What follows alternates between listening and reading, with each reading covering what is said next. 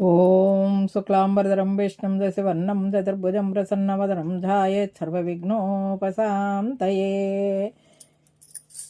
మాఘమాసం శ్యామలాదేవి నవరాత్రులు ఈ నెల జనవరి 19న ప్రారంభమై 28తో ముగుస్తున్నాయి. 2026 కలశ స్థాపన సమయం బ్రహ్మ ముహూర్తం, అంటే ఉదయం 3 నుంచి 6 లోపు ఎప్పుడైనా పెట్టుకోవచ్చు. కుదరని వాళ్ళకి 7 లోపు కూడా పెట్టుకోవచ్చు. 7:30 నుంచి 9 వరకు దుర్ముహూర్తం ఉంది కాబట్టి 7 లోపు కలశ స్థాపన చేసుకోండి. ఇంకా నవరాత్రి మనకి 19న అంటే సోమవారంన ప్రారంభమై 28న ఉదయాన్నే ఉద్యాపన చెప్పుకుంటాం. నవరాత్రులు అంటే 9 రాత్రులు గడవాలి.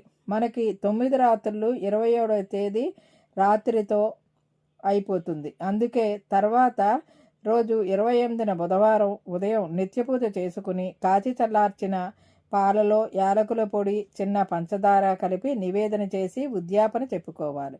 ఆ పాలు తాగకూడదు, ఏదైనా మొక్కకి వేసేయండి. అమ్మకి భోగం మీరు 9వ రోజు అంటే 27న సమర్పించుకోవాలి. మీ శక్తి కొలది మీ చేత్తో పిండి వంటలు అవి చేసుకొని మధ్యాహ్నం అమ్మకి భోగం పెట్టుకోండి. అప్పుడే చీర, సువాసిని, తాంబూలం అన్నీ సమర్పించుకోండి. నైవేద్యాలు తమలపాకు మీద తేనె, పెరుగు, తాటితాండ్రి, బాగా పండిన జాంపళ్ళు, చెరకు మొక్కలు, ఇంకా మీ శక్తి కొలది ఏవైనా పెట్టుకోవచ్చు. శ్యామలాదేవికి నిత్య పూజతో పాటు మాతంగి, శ్యామల అష్టోత్తరం, శ్యామల షోడశోపచార నామాలతో కుంకుమార్చన చేసుకోవాలి.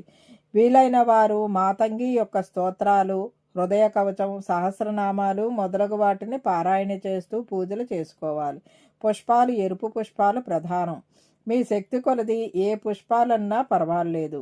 వ్రత నియమాలు పాటించాలి. దేవీ నవరాత్రులు ఎలా చేసుకున్నారో అదే పద్ధతి. ఒకవేళ నవరాత్రులు చేయలేని వాళ్ళు నిత్య పూజలా కూడా చేసుకోవచ్చు. 9 రోజులు కూడా 2 పూటలా చక్కగా దీపం పెట్టుకుని అమ్మ దగ్గర లలితా సహస్రనామం చదువుకొని నవదుర్గలు, శ్యామలా దండకం చదువుకోండి.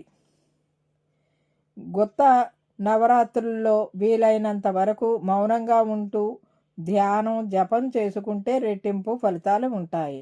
ఈ శ్యామలాదేవి తిరుగాడే నవరాత్రుల్లో అమ్మవారిని భక్తి శ్రద్ధలతో పూజిస్తే ఉద్యోగంలోనైనా వ్యాపారంలోనైనా అభివృద్ధి కలుగుతుంది, ఐశ్వర్యం లభిస్తుంది. అంతేకాదు, ముఖ్యంగా పెళ్లి కాని వారికి పెళ్లి అవుతుందని పురాణాల్లో తెలియజేశారు. పూర్వం బండాసురుడు అనే రాక్షసుని చంపి ఆదిపరాశక్తి శ్రీ లలితాదేవిగా ఉద్భవించి బ్రహ్మాది దేవతలను నూతనంగా సృష్టించే శ్యామలాదేవిని సృష్టించిన మంత్రి 16 మంత్రులతో ముఖ్యురాలైన శ్యామలాదేవిని సృష్టించారు. ఇంకా దశమహావిద్యల్లో మాతంగి అని కూడా పిలుస్తారు.